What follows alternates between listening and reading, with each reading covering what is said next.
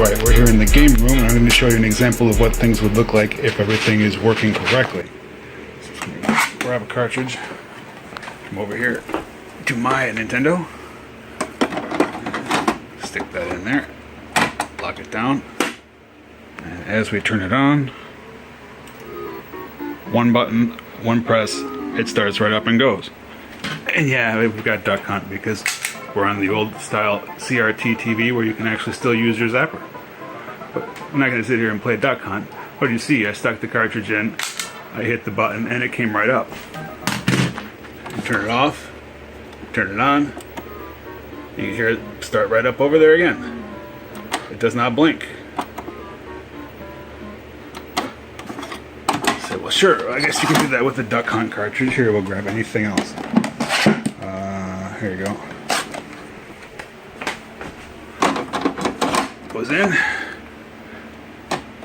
lock it down, and see if we can see the TV too. Hit the power. There's Zelda.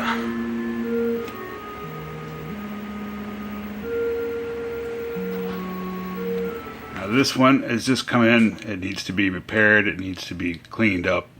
It's doing the thing that all Nintendos tend to do, which is blink. You push the power button. Well, there's no cartridge in there, but you see the blinking red light. The screen doing its flashing thing. You know, this is pretty typical of these. We used to, everybody used to blow on the cartridge to try to fix that problem. And once in a while it would actually fix the problem, but it wasn't really fixing anything. It was actually making a bigger mess. Let's stick a cartridge in there. Lock that fella down. And blinking, yeah, just like it used to. So you'd pull the cartridge out, blow in the end, it would get the contacts would get sort of moist and wet enough that when you stuck it back in, they'd make electrical contact. So the first thing we need to do in order to fix this beast up is we need to take it apart. Take it apart, you start by flipping it over. Let me look down from here. And you'll see there are these screw holes hiding over here. There's one, there's two, and then there's an easy one there. 3, 4, 5, and 6. So you have to take out the 6 screws, one in each corner, and with these 2 holes in the middle. Alright, let's pull the screws out of here.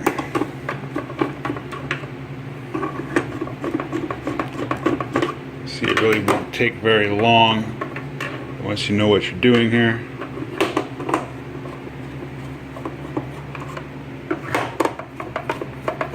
It's just the 6, and they're very easy to access. You don't need a special screwdriver bit for this, just the standard old Phillips screwdriver.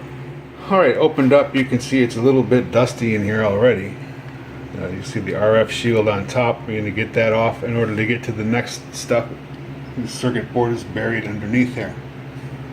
So if you start right here at the top left, there's 1, 2, 3, and wait, down in the bottom. Skip this one for now. Come around here, skip this one. There's 4. There's 5. There's 6. Now 7 is sneaky. The 7th one down there, lower hiding. So that's 7. Come up around here. 8 down in the bottom again. 9 sort of on top. And number 10. So I'm going to take out all 10 of these screws and take off this metal shield. Screws there.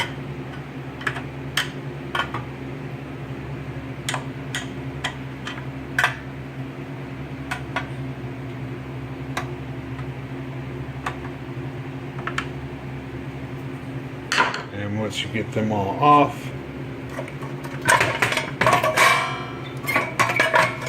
this just lifts right off the top. Now we've got access somewhat further down. You can see the cartridge tray. You can actually see the connector. there.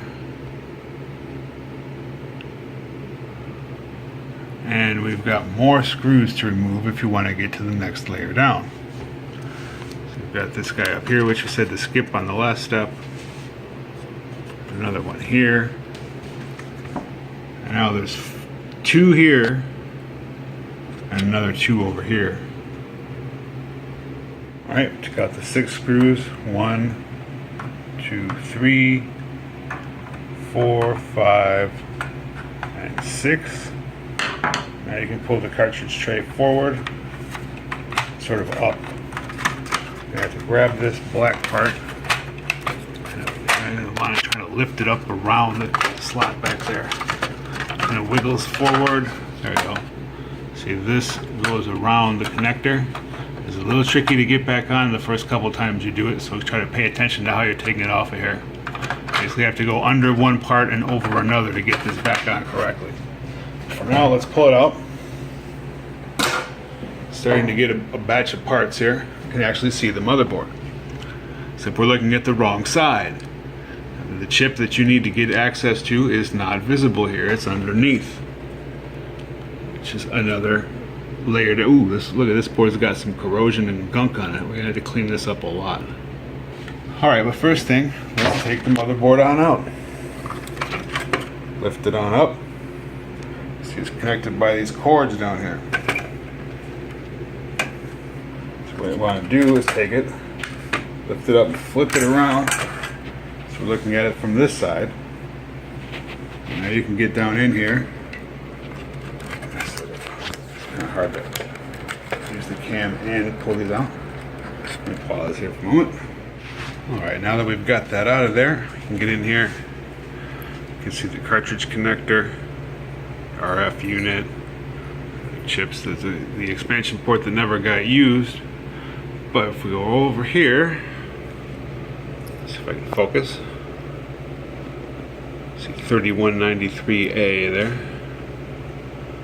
That is the Nintendo, the 10 NES Lockout chip. Just go ahead, just kind of move these out of the way a little bit. Now if we put this in here, see the chips, pins 1, 2, 3, 4. This is the guy that you want to get rid of. Right there, pin 4. What you want to do is you want to get your little screwdriver tip in there. See if we can focus again. Sort of get it underneath. And basically, you're going to pry this chip, this pin off of here.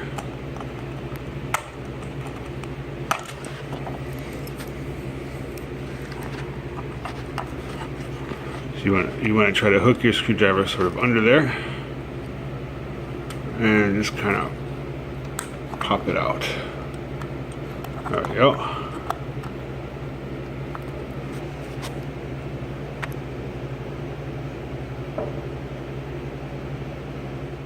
And once you get it out of there, you loosen it up and you actually break it right off.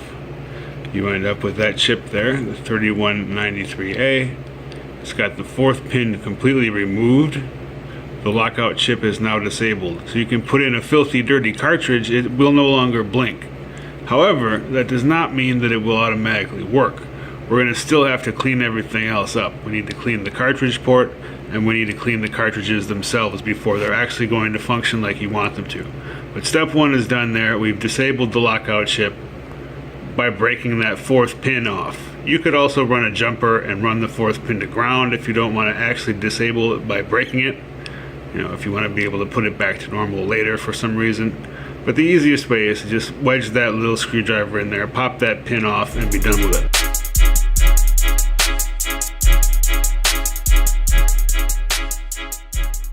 Adonis, pull yourself together.